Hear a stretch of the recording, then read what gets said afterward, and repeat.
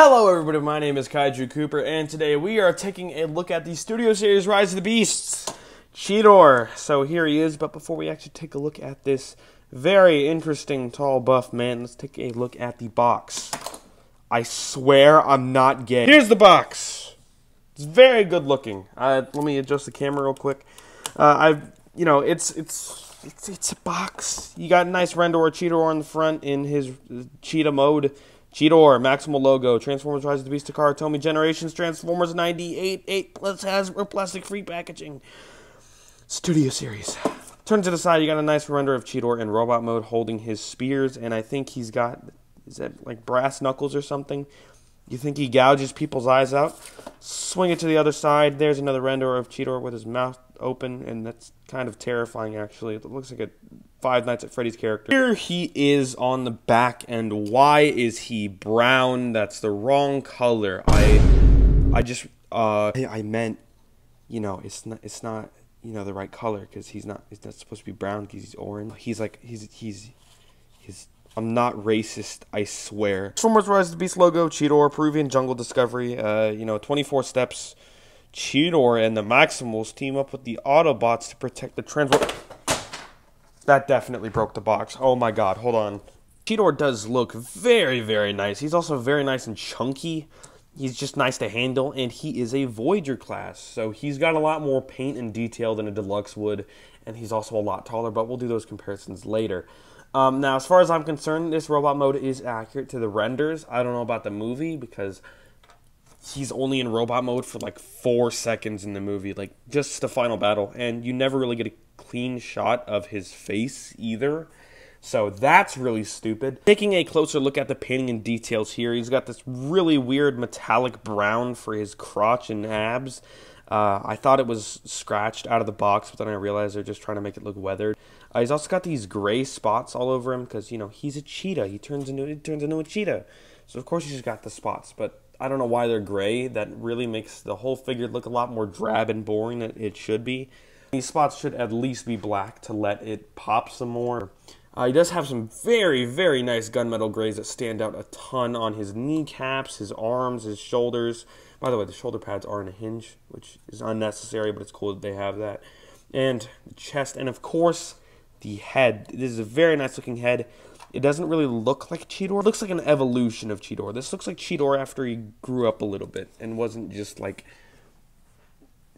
Beast Wars Bumblebee. I don't know why this is here. I don't know why this doesn't just swivel around and hinge onto the back, but it just makes him look like he has a really, really massive booty. So that's really weird. It does actually prohibit articulation quite a bit if you don't have it folded up, and then when you do fold it up, he's just got a tail sticking out from behind his head. Very nice green eyes, by the way. Only real bit of color on this whole figure. So, yeah, oops. He fell over. Anyway, moving on from that incredibly awkward comment, let's actually take a look at his accessories. He comes with 2 of them. 2 little spears. They do combine into one larger spear, but you do need to make sure both of these tabs are facing the same way, or else you will get some stretch marks on there. You can't see it that well on camera, but there are there. And yeah, I do like the long spear configuration better, but he can hold them separately if you want. Long spear and short spear. If I can get it to plug in. This one always just does not like tabbing in. There we go. And I don't like that look as much. It looks really awkward with how long the handles are. Like, wouldn't he just hold them up here instead of at the bottom? So that's why I prefer to just combine them together. It looks less awkward that way. And yeah, very, very nice spear. I will definitely be displaying him with the long spear. So yeah. But if you don't want him holding the spear at all, you can take it apart. Also, it doesn't hold together that well. But you can take them apart and tab them onto these slots on the back for some storage. And that just goes like that. And yeah, pretty nice. When SS Optimus Primal comes out, chain should be compatible with those small ports. And yeah, that's pretty much it for his accessories. As for articulation, he is very nicely articulated. You get a ball joint at the head. He can look down a decent amount, up a decent amount. Of course, you get a little bit of tilt side to side and a swivel. There is a swivel at the arm here and a hinge joint that goes out. Excuse me. I don't know what that was. Hinge joint that goes out here, and a hinge joint that goes out for transformation. The shoulder pad can move to accommodate that inner shoulder mechanism there, and bicep swivel as well. There is a 90-degree elbow bend and a wrist swivel with the little cat claws, which I guess these are considered weapons. You can gouge his opponent's eyes out very violently. And to move the waist, you do have to take those off and lift up his butt flap. And there, now there's a waist swivel. Hooray! Sorry, I had to sneeze and I didn't want to blow the microphone out. So, hinge on both legs. Decent amount, well, actually pretty good amount. Swivel, go back and forth. Swivel at the upper knee and a 90-degree knee bend. And very good foot posability. He's got a very good pivot and a toe bend up. So all of this works in tandem to get some pretty sweet poses. And yeah, I mean, it's not anything crazy in terms of posing, but he does everything that a Voyager is supposed to perfectly. Nothing is below average. So yeah, posing is really decent. Now, before we get into the more general size comparisons, there is a very specific comparison I would like to make with another figure first, and that would be the mainline Cheetor here. Here he is. So yeah, the comparison, I figured I'd go over it because a lot of people aren't going to get both versions of a character. In this case, I actually do think you should, but I'll get into that in a second. But yeah, as you can see, these two are like completely different. You know, you got the movie accurate one on the left and the more Beast Wars accurate one on the right. Now, it always depends on what you prefer for your collection. Now, that being said, I still think you should get both because mainline Cheetor really isn't just a movie Cheetor. He's also like a lot more of a just a general Cheetor figure for your collection. He kind of fits in with anything. Even though he is a lot more robotic looking than actual Beast Wars characters, it works just with a general mainline collection from Legacy and stuff. He still works really well. His weapons are really nice. And yeah, I mean, it really just depends. He does have a better Cheetah mode than Studio Series, but he is also a lot smaller. That doesn't mean he is cheaper, but the plastic quality on Voyager Cheetor is way better, and he feels nicer to handle. So it's really up to a matter of preference, but if you have the money to do so, you should get both of them.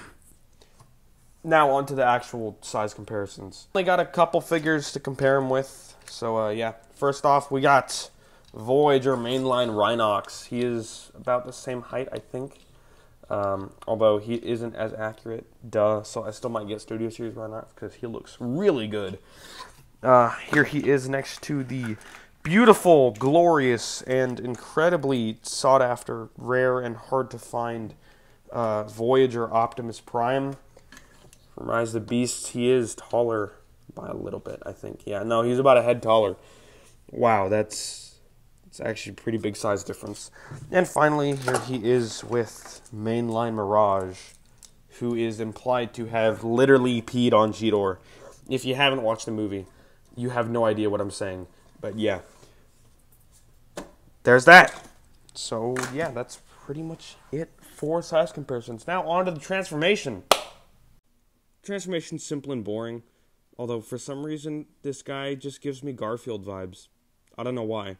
Anyway, here he is in Cheetah mode. Very, very interesting looking. I have a lot to say here. First off, the cheetah head. What is this? This is not a cheetah. This is a bear. In fact, the whole thing kind of looks like a bear if it wasn't for the tail and the spots. But even then, there really is not any spots besides the back here and the head. So, I don't know. Maybe it's just a bear with chicken pox or something. I mean, it's decently painted, the head, but it's just not... It doesn't look like the box or the movie or anything for that matter. It's just... It's not right. I mean, they really didn't even try here. It's not that they had to do this to fit it in the chest, because I've seen upgrades of this figure with much more accurate heads that still fit in the chest just fine. So I'm really confused. But yeah, at least he does have some very nice green eyes and a little bit of gunmetal gray paint. But yeah, like I said, the coloring here is super boring. I mean, you kind of lose a lot of that paint when he transforms, because it's all just here on the bottom instead of being visible. He does have some on the shoulders, but, besides that, there really isn't much paint here anymore, besides these boring gray-looking spots. Now, as for articulation, he's also pretty crappy here, too. He does have a ball joint at the cheetah head, which is actually a lot better than most Cheetor figures. So he does have that going for him, but, it's not a very good ball joint. Can't go side to side or look up and down that much, but it does swivel, at least, and an opening jaw with very small, dull-looking teeth. What the hell? There's a hinge here that lets the arms go back and forth. Speaking of arms, really? They couldn't have tried any harder here. Yeah, this is easily one of the most disappointing parts with the figure. These stupid little hands just poking out. It's like a guy bent over on all fours, an insane furry that strapped a bunch of mechanical parts to its fursuit for some reason. Yes, I just called furries its. Do with that what you will. Anyway, continuing with the articulation, you still got the swivel at his obvious robot hands. You got the hinge, the swivel here, but not very much range outwards unless you untab it. But then you got weird gaps at the neck, and that looks just really, really weird. If I can get that, you know what? I'm just not gonna tab it back in. And leg articulation is pretty much the same. Just get one new joint, and you lose the toe. And there is double hinge here at the tail. And that's pretty much it for the cheetah mode. The only problem with it is you can't really pose it. It's kind of stagnant, which is why mainline Cheetor is better in that regard. But yeah, whatever. I'm sure it's fine. Here he is with Optimus Prime again. I'm not transforming him. So, big size difference. And of course, here he is with Mirage. And yeah. That's pretty much it for Cheetor. Still really recommend it just for the robot mode alone, but the cheetah mode does still knock this down a couple pegs. So at that, I'm going to have to give this guy an 8 out of 10. With that, I hope you enjoyed. Like and subscribe. Make sure you turn on notifications because I usually upload a ton of shorts. So yeah, that's pretty much it. I'll see you guys in the next one. Bye-bye.